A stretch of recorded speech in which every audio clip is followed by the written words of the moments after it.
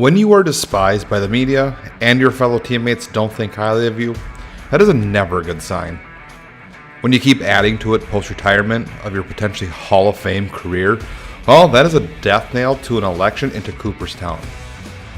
But sometimes being a character allows you to play a character, and that can make for good TV.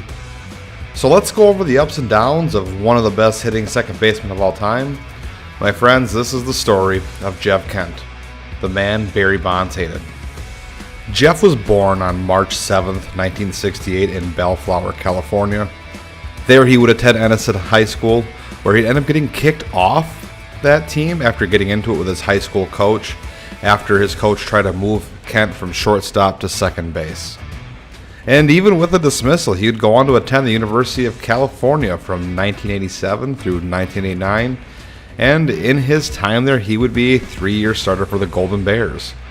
He would also set the all-time record for doubles in a season with 25 in 1987, and in 1988, he was a part of the team that would go on to make the College World Series.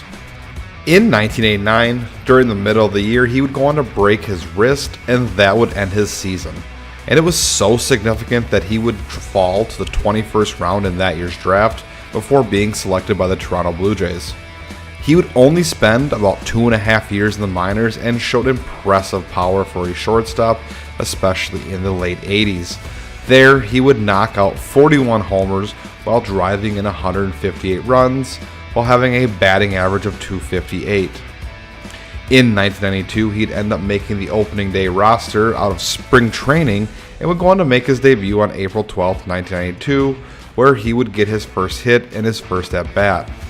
He would go on to hit his first home run 2 days later. While he had some playing time early in the season, it was not until an injury granted him more time in the lineup, in which he played 65 games and it led to 8 home runs and 35 runs batted in.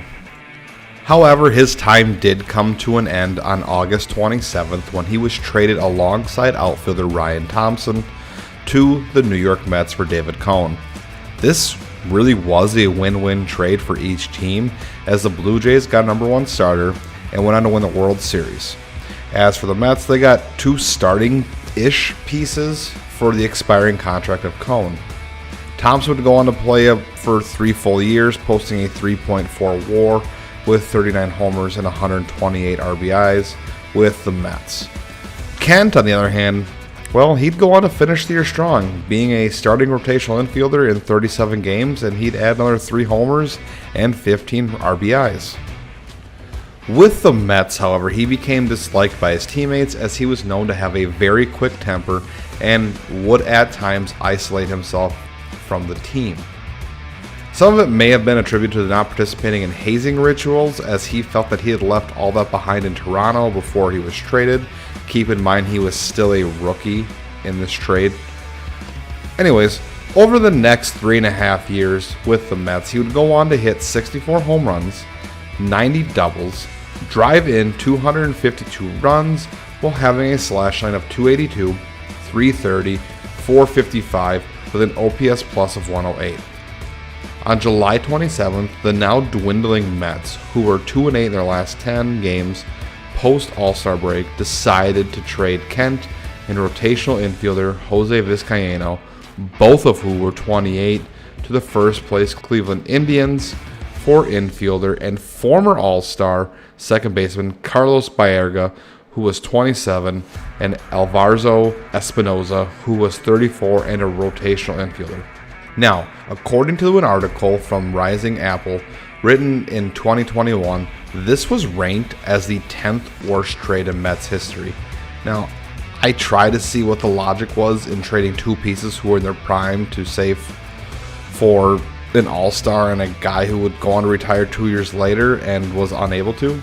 It just doesn't really make any logical sense now, but I guess they were hoping Baerga would go back to returning to all-star form. But they also did not get any prospects in the deal to help rebuild when they were just 55 and 63 and 19 games out of first place. In Cleveland, Jeff wouldn't necessarily play above what he had been doing, but was shifted all around the infield. He'd end up finishing the year on the 99 and 63 first place Indians team, playing in just 39 games, and he'd bat .265 with a .328 OBP and .422 slugging. He added only 3 home runs to that, and he'd only drive in 16 as well. In the playoffs, he fell very short, much like the Indians, and they would have a first-round exit.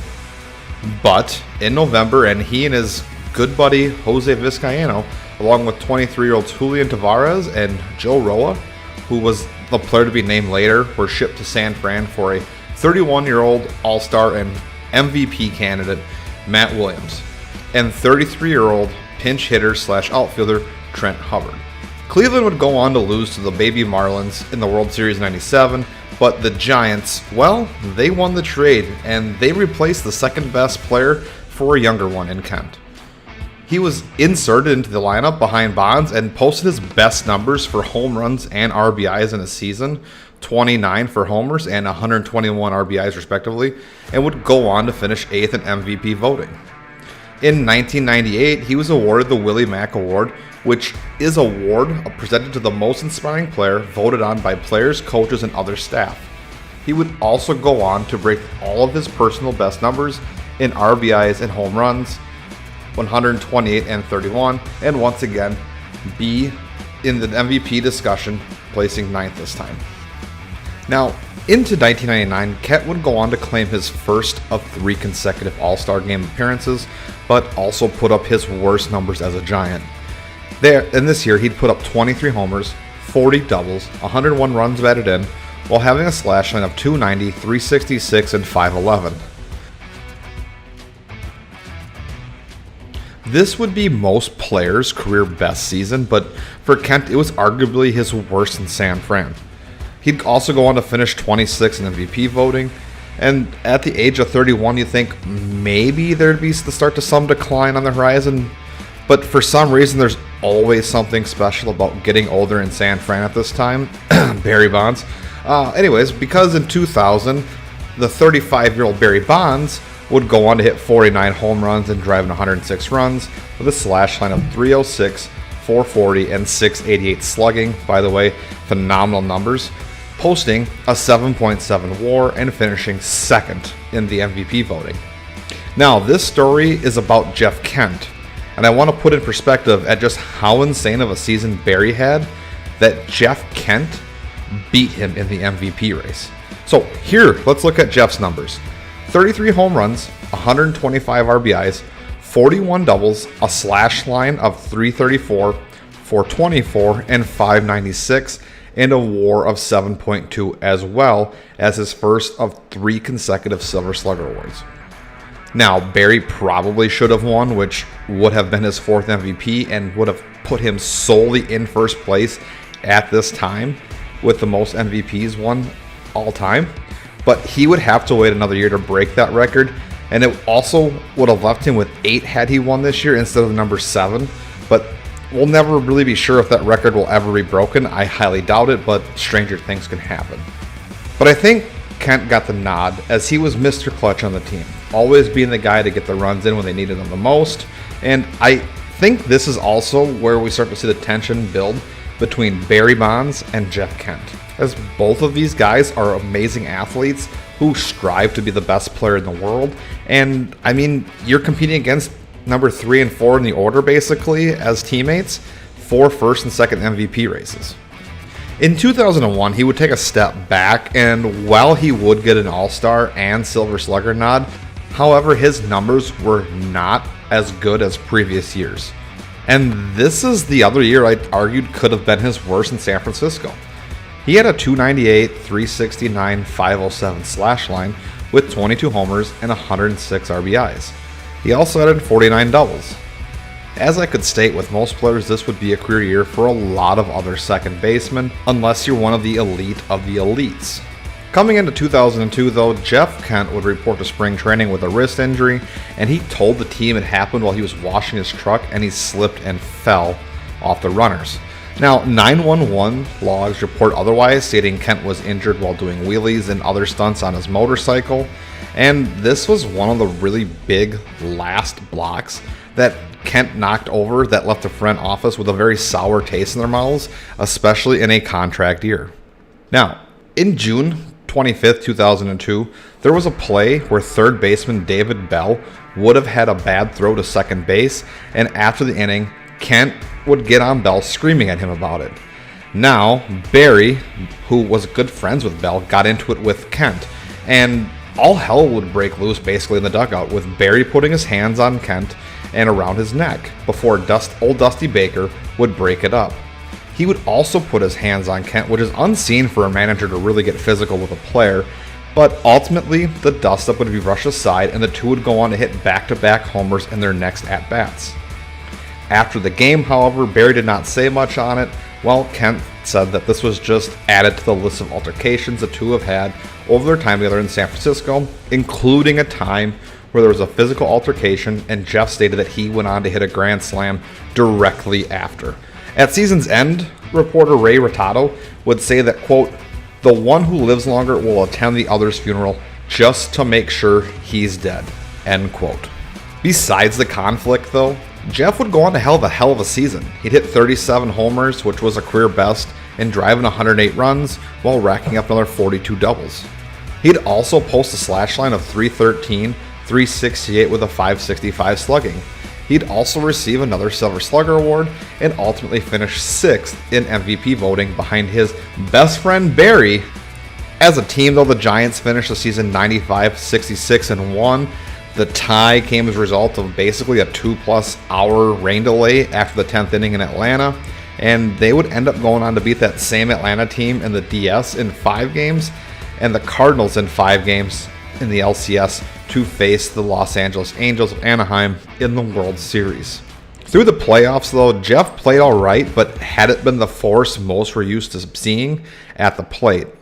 But against Anaheim, he bailed them out. There, he hit 3 homers with 7 runs batted in, as well as a double.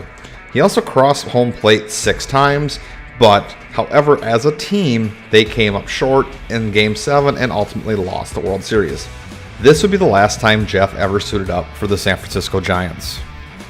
During the offseason, though, Jeff would end up packing his bags and moving to Houston, where he signed a 2-year, $19.9 million deal.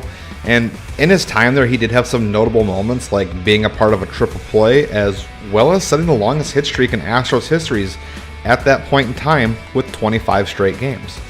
In 2004, he would hit a walk-off 3-run home run against the Cardinals in the NLCS in Game 5 before ultimately coming up short. In his time in Houston, Jeff would hit 49 homers and drive in 200 runs while adding another 73 doubles. His slash line was .293, .350, and .521, and in 2004 would be selected to the All-Star game and finished 13th in MVP voting. Ultimately, at the end of 2004, Jeff decided to try free agency once again at the age of 36, where he would sign a $21 million deal over 3 years for his hometown team of the Los Angeles Dodgers. In 2005, Kent would make his 5th and final All-Star selection and also lead the rather lowly 71-91 Dodgers in the following stats: batting average, OBP, slugging, runs, hits, doubles, home runs, and RBIs amongst qualified players. Keep in mind, all of this is at the age of 37. He would also later go on to sign a 1-year extension to keep him in LA till 2008, where he would end his career in the playoffs against Cole Hamels. In LA, his stats were not bad for a guy in his really late 30s. He would hit 75 home runs over 4 years there while driving in 311 runs and adding in another 122 doubles. He had a slash line of .291, .367, .479, and while he may not have been the same player as he was in his prime, the now 40-year-old could have played maybe, a year or 2 more as a DH or a fill-in first or second baseman. I do think, though, that his ego and mindset is part of the reason why he retired, as he was not going to leave the game washed out. Post his playing career, Jeff has been in and out of the spotlight for good and bad reasons. So let's start with the bad. So Jeff did donate a sum of money to the campaign to ban same-sex marriages in 2008 in the state of California. However, he is a devout Mormon, so while I may not agree with him politically, I do understand that this is very much frowned upon in that religion, so that does make sense. He also made comments about then President Obama in 2012 while on the show Survivor Philippines, when he was eliminated, about how the $1 million he would have won would have only added up to, quote, 600,000 by the time Obama takes it, end quote. He would also fail to make the Hall of Fame in 10 tries and came 29% away from even being inducted. Some of this is because of playing in the steroid era, even though there is no positive tests that showed Kent ever used PEDs, and others was because he was often considered a jerk by teammates. He also hopped around quite a few teams, so he does not have that loyal fan base to boot. Now for the good. He was a very big advocate of HGH testing for players and has been outspoken about the effects of PEDs on the game of baseball. Jeff has spent time working in baseball as an instructor in spring training or an assistant at different levels, and spent a lot of time coaching his kids' baseball teams. In 2011, he donated $100,000 to the Cal baseball program to reinstate it, which was being cut for cost purposes. Then, in 2014, Jeff created the Jeff Kent Women-Driven Scholarship Endowment, which provides a full scholarship to one female student athlete at UC Berkeley, that's the University of California, each year. The idea for this was created after the birth of his only daughter to help women who are student athletes to be able to achieve academic success as well as on the field while not worrying about how to pay for it. Now, for his career, Jeff was a 5-time All-Star, a 4-time Silver Slugger winner, won an MVP, and was in the top 10 3 other times of MVP voting. He is also the all-time leader in home runs from a second baseman with 377, and he's also the only second baseman in MLB history to ever have more than 100 RBIs in 6 consecutive seasons. In 1999, he also hit for the cycle. For his career, Jeff was a monster at the plate, like I said, hitting 377 home runs and driving in 1,518 RBIs, which is 54th all-time, and he also added 560 doubles, which is 30th all-time. Not for a second baseman, all-time. He also had a career slash line of 290, 356 with a 500 slugging, with an OPS plus of 123, while having a career WAR of 55.4, which puts him in the top 20 all-time at second base. But unfortunately, he's also known for having lousy defense, so that is also consideration for why people tank on him. If you ask him what his biggest achievements are in his career, he'll tell you about his family. He has a wife with 4 kids, 1 daughter, and 3 boys, one of which is now making waves as a sophomore at Texas A&M. To wrap this up, do I think Jeff Kent is a Hall of Famer? Statistically, yes, I believe he should be in the Hall of Fame, but I also think he was held back for not being well liked. I also believe the Baseball Hall of Fame's process is a joke based on most years only 1 or 2 people getting in, and while I get it's there for higher achievement and being the elite of the elite, the Hall of Fame is really there to tell the story about the game of baseball.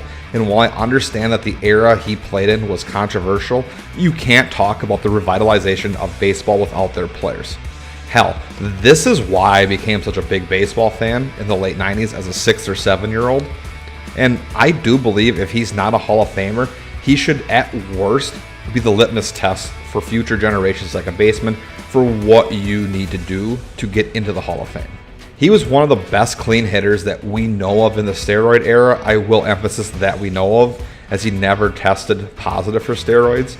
And while I know a lot of the success is placed on him playing with Barry Bonds for 5 years, and then the killer bees of Bagman, Biggio, and Berkman after that for 2 years, he still had to go out and play every day and be one of the best.